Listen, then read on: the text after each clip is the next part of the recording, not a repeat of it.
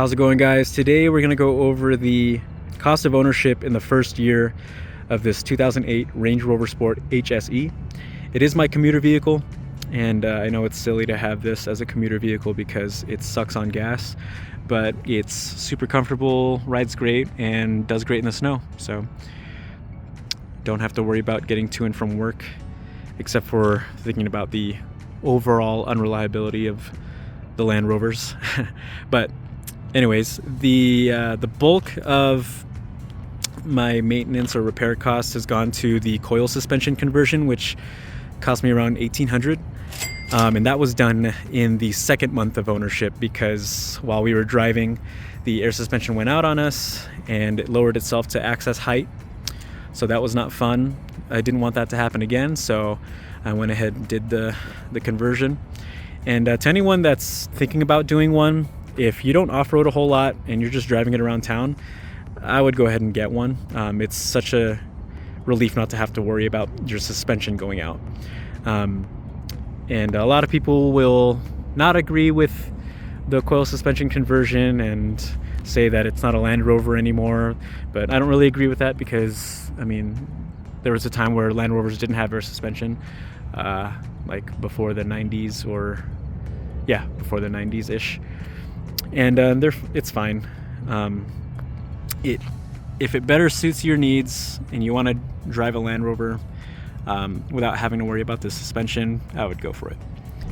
It does feel a bit more rigid and stiff compared to the air suspension, but I almost prefer that because it feels sportier, especially around turns. When I had the air suspension on this still, and even on the other LR3, it just felt kind of floaty and boaty on turns, which with the coil suspension just hugs the road a little bit more versus the air suspension feels like it's trying to get away to make you feel more comfortable on that stuff. But I definitely prefer this a lot more. And in that same month, there was some clicking going on when I was making turns, so we replaced the sway bar bushings in the front, and then other than that, we did the tires. Got some Vercelli brand tires, which is not a popular brand. They're actually probably like a lower tier tire brand that not many people are aware of. And I've had it on previous vehicles and they've done great. So I just went ahead and threw them on here. It was like $600 total for that, including installation. I bought them off Amazon and then paid Discount Tire to install them, which they had no problem doing. But yeah, all of that in the second month of ownership. Since then, I have not had to do anything until just recently. So it's been a little over a year and I haven't had to do anything else. But recently we did the front and rear pads and rotors, blower motor because it was making some sounds in the front when you had the air on while accelerating. It was like a little hum or like a small whistle or something like that. And then the transmission pan we replaced. Excuse me. Like I said earlier, this thing is not the best on gas. It's a 22-gallon tank, or 22 or 23 or something like that. And takes premium only. Let's see where we landed today. Yep, just about 92. And that's pretty normal. That's with a 10-cent per gallon discount from King Soopers. So every week it's about 90 to 100 bucks depending on which gas station I use. So yeah, not great on gas. So if you don't want to pay a ton for gas, do not get this car. But if you don't care, whatever. Other than that, I've had some like cosmetic stuff replaced, being the front grille right there and the lettering up front, and then the side vents. These side vents are from Powerfuluk. The front grille I got off of eBay, and it's the supercharged Range Rover Sport style grille, because I think it just looks better with the matching the letters up front, along with the wheels. It's all the same, like flat or satin silver, however you want to say that.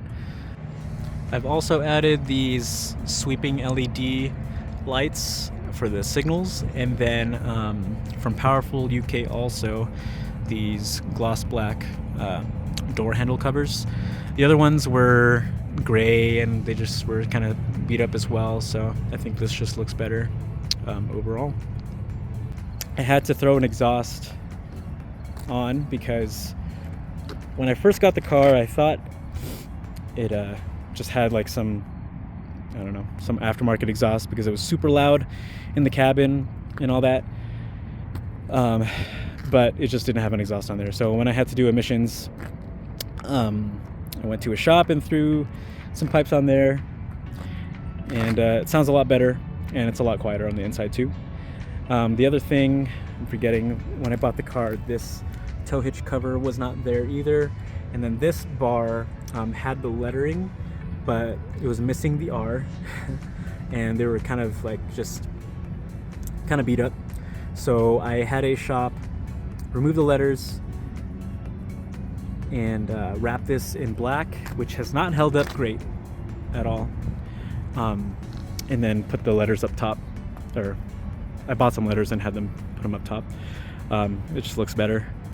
And the other thing, I don't know if this really counts as like a cosmetic modification, but I backed into a metal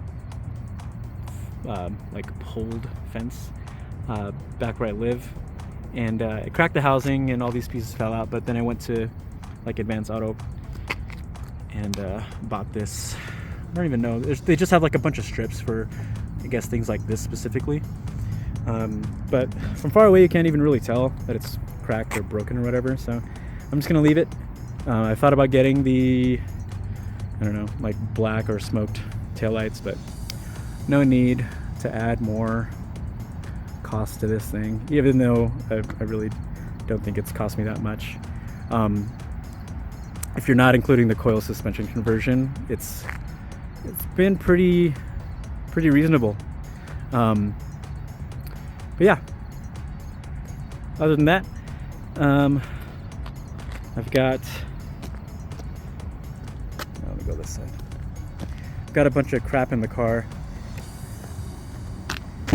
but part of it is some more car parts for a car that I just got for my birthday. I just turned 30 recently, and it was a little gift to myself. It's a bit better on gas than the Land Rovers because it's not a Land Rover, so I'll probably make a video on that, even though it's not a Land Rover, but it's European still, and it's a fun car. I think you guys will enjoy looking at it like I do. But yeah, that is all for now. Thank you guys so much for watching. It's been really awesome watching the subscriber count just climb, especially with how busy I've been. I haven't really been able to be super active on YouTube or Instagram, and yeah, we're just at home taking care of 2 kids now, which is great and challenging, but overall super thankful and grateful. But thank you guys. Stay tuned for some more videos. I'm gonna try to get back onto it in posting and just creating more content for you guys. But yeah, hope you guys have a great day. Thank you. Bye.